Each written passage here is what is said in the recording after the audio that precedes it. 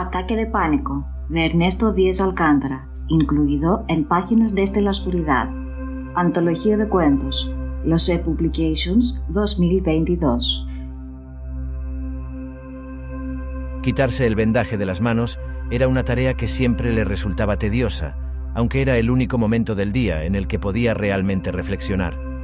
Estar sola no era precisamente el mayor de sus males. Sin embargo, con el pasar de los años, había algo dentro de ella que no dejaba de recordarle que aquel rostro, que alguna vez fue juvenil, estaba convirtiéndose en una amalgama de arrugas, granos y manchas, y que ya no podría jamás estar con alguien que la pudiera ver atractiva. La belleza por la que fue admirada se había ido a recluir solo en sus ojos.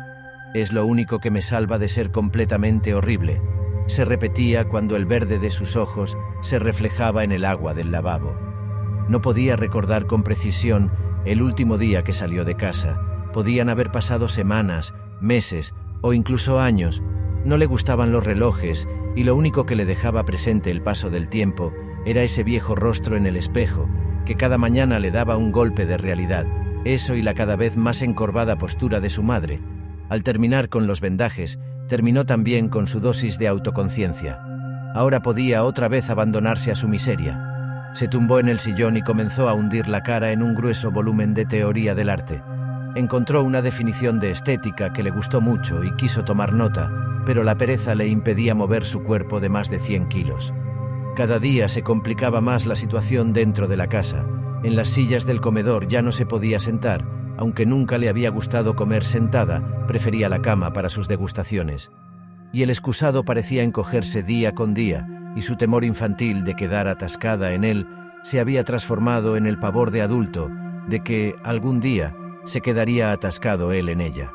La única ventaja que su peso le ofrecía era la oportunidad de acomodar ergonómicamente su portátil sobre su enorme abdomen y poder mirar por horas y horas con relativa comodidad esos adictivos videos de gatos y perros antropomorfizándose. Tampoco sabía cuándo había sido el último día que se tomó sus pastillas, pero la gruesa capa de polvo que cubría la caja de sus somníferos indicaba que era mucho más tiempo del recomendable.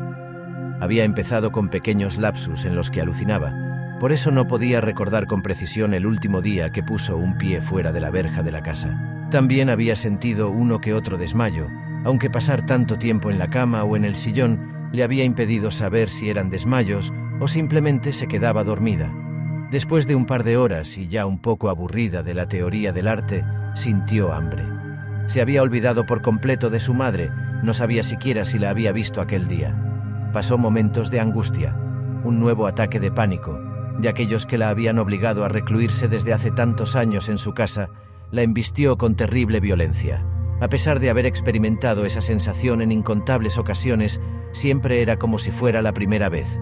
Sintió que moría, aunque bien sabía que ya estaba muerta desde hace muchos años, desde aquel día en que sufrió su primer ataque de pánico en la cafetería de la universidad. Aquel día había acabado su vida y se habían esfumado sus sueños.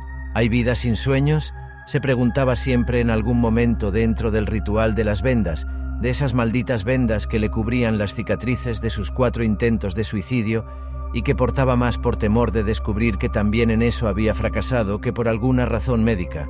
Podían haber sanado sus heridas físicas, pero la terapia de las vendas era espiritual.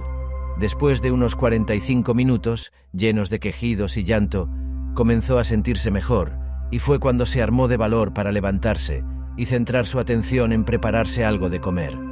Con paso lento se dirigió a la cocina, pero justo en el umbral, un olor nauseabundo la detuvo en seco como si se tratara de una pared invisible. Un par de arcadas le recordó que su estómago estaba completamente vacío. Cuando se limpió las lágrimas que le había provocado el esfuerzo, pudo ver con claridad el diminuto cuerpo de su madre, desparramado en una silla. Tenía un horrible rictus adornado de manera macabra, con un montón de sangre seca y que hacía la delicia de las moscas. Por el color de la piel y el olor, pareciera que llevaba ahí varios días. Golpeándose la cabeza con el puño, intentó recordar cuándo había sido el último día que había visto a su madre. El tiempo era relativo, podían haber sido horas, o días, o semanas. Comer comida industrializada y empaquetada le había ayudado a relajar la dependencia que tenía con su madre, así que cada vez la necesitaba menos. No sintió dolor por ver a su madre muerta. En el fondo la odiaba porque esa mujer la había amado tanto que había impedido que se suicidara y había estado a su lado en todo momento. Lo más que pudo sentir fue lástima porque esa mujer había también muerto desde hace mucho tiempo y, a diferencia de ella, había escogido vivir ese infierno voluntariamente. Ahora había sido liberada. Pensó en llamar a la policía, pero el solo hecho de pensar en que tenía que coger el teléfono y hablar con alguien la aterrorizaba. Pensó entonces en enterrar el cuerpo en el jardín por la noche. Tenía la seguridad de que nadie extrañaría a su madre, pues la reclusión fue de ambas y no contaban con familiares o amigos que se preocuparan por ellas. Enfrente del cadáver tieso y putrefacto de su madre, comenzó a deglutir de forma desesperada un paquete entero de pan de caja. Las ansias habían disminuido después del atracón, y de nuevo llegó la ansiedad y la desesperación. Comenzó a jalarse los cabellos con exasperación, hasta que el dolor por la pérdida de algunos mechones la hizo detenerse. Y ahí, en la cocina, seguía el cuerpo de su madre pudriéndose y llenándose de moscas. La única solución que se le ocurrió fue llevar el cuerpo de su madre a su habitación y encerrarlo ahí. Al levantar el cuerpo, notó que, a pesar de estar hinchado, el peso era incluso menor al que aparentaba la vieja mujer.